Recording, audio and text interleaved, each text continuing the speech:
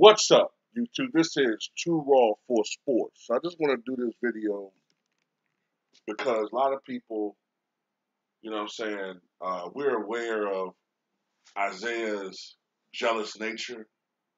And of course, he shows it the most as of the last few years when it comes to his discussions regarding Michael Jordan. But let's not forget about the other feud, the long-standing rift that he had for several years. Actually, over 2 decades between him and Magic Johnson. It wasn't until maybe about 5 years ago, I think, maybe, that they finally buried the hatchet in that public interview, that public reconciliation that they had, where Isaiah cried his tears at the end. And those tears, in my opinion, were tears of guilt. Magic was the one that was comforting him because Magic forgave Isaiah for what he did, the betrayal. And this is the problem with Isaiah Thomas. He is not a man who is secure in his own self. Isaiah Thomas should be a person. If he had a different personality, there's nothing wrong being competitive. There's nothing wrong with wanting to beat everybody or beat your peers. That's not what it's about.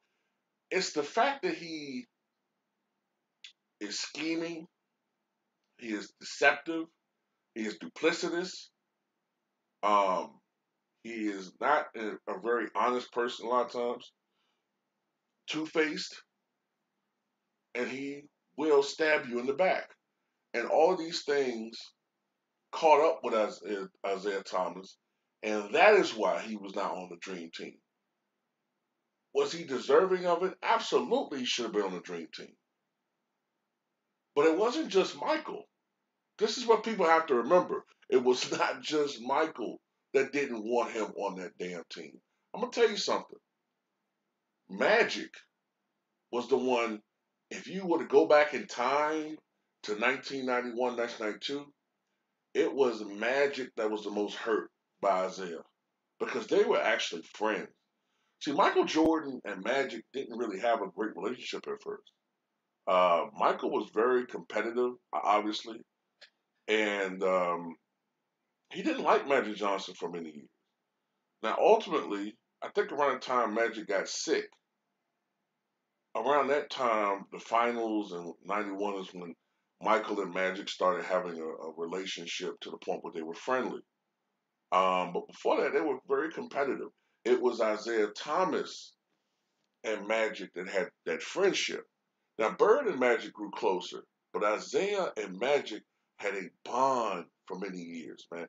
Magic was the guy that pretty much taught Isaiah how to win. He says that the blueprint, a lot of times Isaiah will say, the Celtics showed him how to win. There's some truth in that. But Magic was that model for everybody as to show how you play 48 minutes of basketball every night, how you rise to the occasion when people don't expect you to be able to do so. Play 48 minutes of basketball every night, not just 45 minutes, not just 46 minutes, not 47 minutes, 48 minutes of basketball. And you saw this friendship start to crumble a little bit in the finals in 1988 when they finally butted head and crashed courses in the finals. And Magic's the type of guy, you know, we can be friends after this, but right now we're competitors. It's not personal. I'm trying to beat you. I think Isaiah took it more personal when Magic would come to him, when he would go to Magic and Magic would walk past him and didn't greet him, you know. I think that bothered Isaiah and the dark forces in his head, the insecurities and, oh, okay, nobody's really my friend. I can't really trust people, blah, blah, blah. Whatever the fuck is in his head that causes him to do those things started manifesting themselves. And their friendship began to fray. And then you heard these rumors. Now, I can never prove if they're true. I can't prove if these things are true, but there's rumors that you know Isaiah was talking about Magic behind his back, and you know some of these rumors were in regards to Magic's sexuality, but these things really began to escalate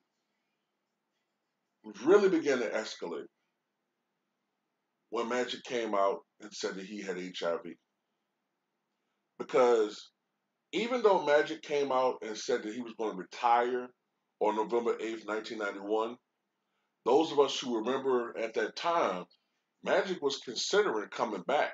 He changed his mind. He was going to come back and play as he began to educate himself on the virus.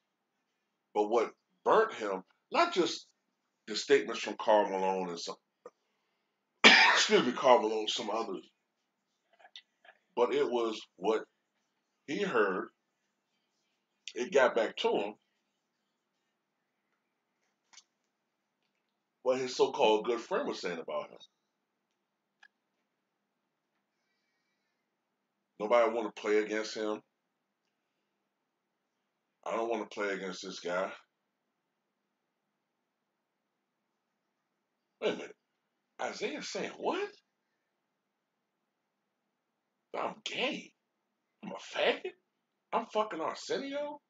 Blah blah blah blah. All these things were being said about him. It's bad enough that Magic's teammates, because of the stigma of age, started thinking he was gay, or if they just breathed the same air he breathed in, they would catch it. Then to find out you got betrayed by your friend. Not to mention the fact that Michael Jordan can't stand you. Drexler doesn't like you that much. Pippen hates your guts. And that sentiment began to emanate throughout everybody that was on that dream team. We saw what Karl Malone did to him with the elbow. Stockton didn't like him. So that's my problem. It ain't just Mike. They didn't like him.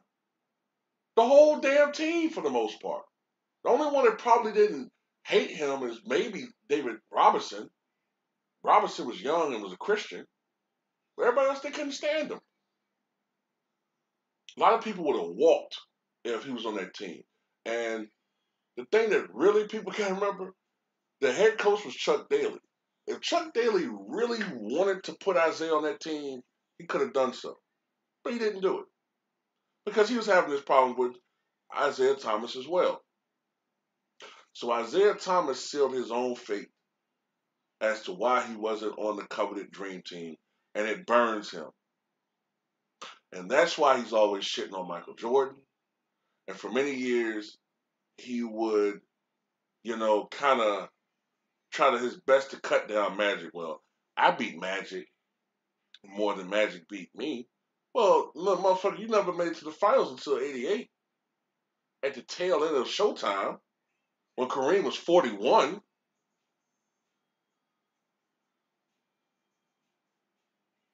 So yeah, so for many years, man, it burns Isaiah, and still to this day, it burns him that he's not seen in the same light. We saw it in the top 75 ceremony when Isaiah Thomas was announced. You didn't really hear these loud. No, you heard, yeah, okay, yeah, Isaiah, yeah. You know, Steph Curry gets louder cheers than that. That's because of Isaiah and his own doing. As a point guard, I think Isaiah Thomas is, depending upon how you look at Oscar, I think he's the second or third greatest point guard in the history of the game. But as a person,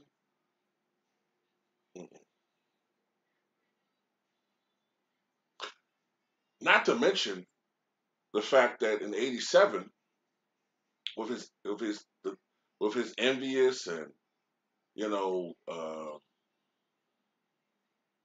hateful personality, he said Bird really wasn't all that great. It's only because he's white.